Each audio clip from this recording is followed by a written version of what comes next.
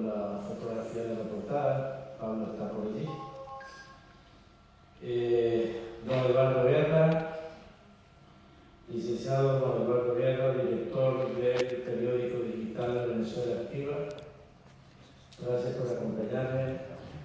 Elena Morales, periodista, directora de la editorial Escritura entre las nubes. Gracias, Elena. Al padre Cristóbal Pérez, es el párroco de la iglesia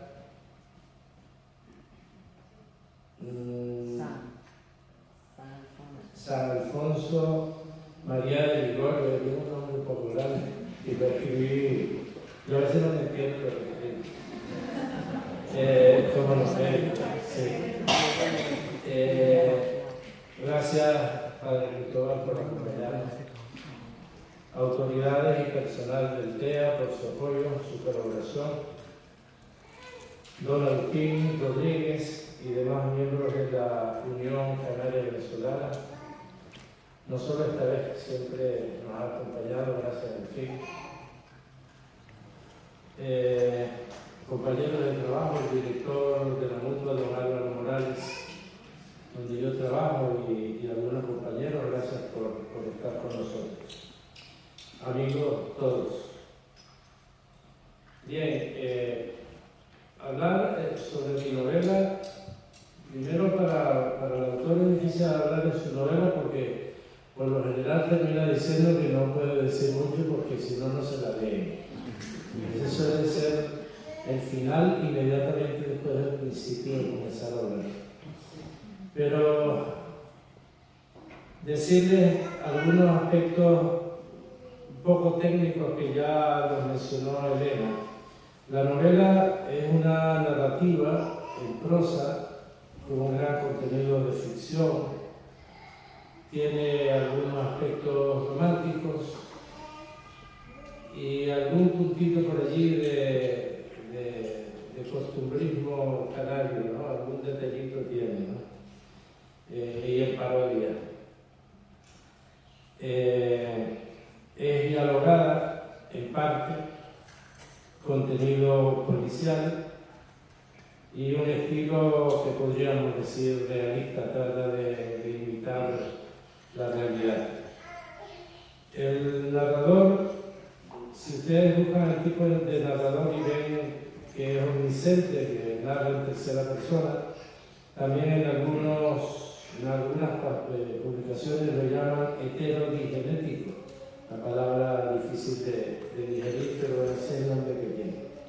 Y el cuasi omnisciente, el omnisciente lo ve todo, incluso penetra en la mente de los personajes, controla absolutamente todo. Entonces el narrador es dueño de todo. Al fin y al cabo es el que está creando todo. Y el cuasi omnisciente lo llaman también narrador cámara, porque solamente tiene la facultad de ver. Elena pues, dice que en algunas partes soy cuasi omnisciente, tiene la facultad de observar como si estuviese viendo a través de la cámara, pero no de penetrar en la mente de los personajes, de todo el ambiente, lo que se está haciendo, pero bueno, no pasa de allí. Completar la anécdota. ¿Por qué hice esta novela? Uno cuando va a escribir una novela, pues comienza, es uno de los problemas, ¿no? ¿De qué la voy a escribir? ¿Qué voy a escribir? ¿De qué idea me voy a agarrar para hacer una narrativa de una novela? Pues hace 30 y tantos años, en el patio de la Facultad de Medicina de la Universidad de los Andes,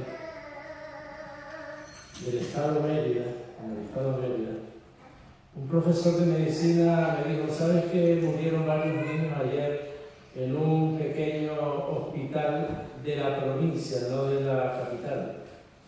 Y después me di cuenta con el tiempo y le pregunté también: oye, ¿qué pasó con esto? Y eso se quedó así. Y que no hubo investigación, ni hubo denuncia, ni hubo culpables, ni nada. Pues digo, bueno, pues sirve para iniciar una novela y lo que tenemos que ponerle es un inspector para que investigue qué fue lo que pasó. Y Y de ahí en adelante todo es ficción, es decir, lo que corresponde a una novela, tratar de desarrollar un tema que sirva de distracción al lector. Muy bien, creo que el resto ya se lo dijo Eduardo y Elena, y si hay alguna pregunta la dejamos para el final. Y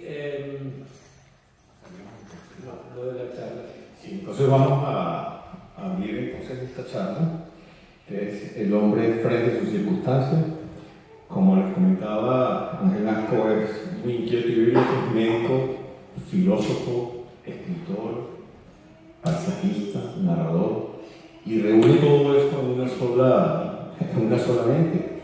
Y hoy nos quiere hablar precisamente de ese tema, porque a fin de cuentas en la novela, como decía Elena, hay un momento en el que uno se identifica con el personaje o con los personajes, y llega el momento y dice, pero moralmente es lo correcto, y uno tiene dudas realmente, pero no podemos revelar mucho porque si no vamos a echar a perder el libro, pero en definitiva llega un momento en el que uno va leyendo y uno se encuentra en ese dilema moral de decir, oye, yo no quiero que vaya a tener un final como el que me estoy imaginando.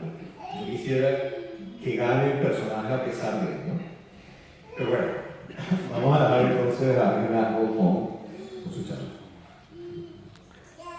Sí, agregar, Eduardo, disculpa. Yo creo que uno de los logros de la novela, que a pesar de que moralmente no tendríamos por qué apoyar a determinado personaje, el lector lo quiere. ¿Sí? Entonces, es como una contradicción. Bien, las presentaciones del libro a veces creen que ya casi se terminó. Las presentaciones del libro suelen ser a veces un poco frías, actos cortos, sobre todo si el público no interviene. El libro desarrolla una temática de delitos que se van entrelazando, y entonces yo quise ofrecerle una charla que tenga que ver con eso, con el mundo del delito. El hombre frente a sus circunstancias es toda la vida de cualquier persona, y yo no podría hablar de todo eso, entonces cogí algunos tópicos. Como es tan extenso, porque vamos a hablar un poquito de la historia del mal desde antes de Cristo, de la influencia que tiene el crimen sobre la libertad de las personas y unos puntos de universalidad, que es algo nuevo que está allí tratando de dar pasos, mientras le dan palos en la cabeza y no la dejan avanzar. De tal manera que tocaré unos puntos que nos sirvan para tener una idea en general, porque no podemos hablar de todo y tenemos poco tiempo. Bien, en el siglo V y IV antes de Cristo existió un personaje, un filósofo, que se llamaba Heráclito de Éfeso, que nos habla de, o nos habló, dejó plasmado sus ideas, de la existencia del opuesto, la existencia del contrario.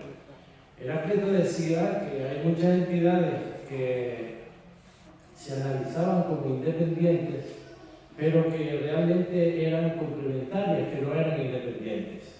Por ejemplo, estar alegre o estar triste, podríamos pensar nosotros que la alegría es una entidad independiente y la tristeza es una entidad independiente.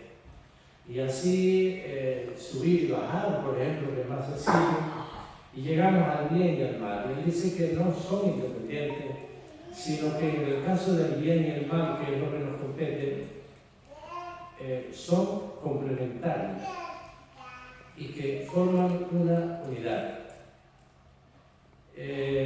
También se le atribuye a Heráclito, entre paréntesis, nos dejó ya para esa época, 4 siglos antes de Cristo, que la materia no es estática, sino que cambia constantemente. Y escribió que uno nunca se puede bañar 2 veces con la misma agua del río. Y dice la historia que un alumno le dijo al profesor ni siquiera se va a bañar una sola vez con la misma agua del río.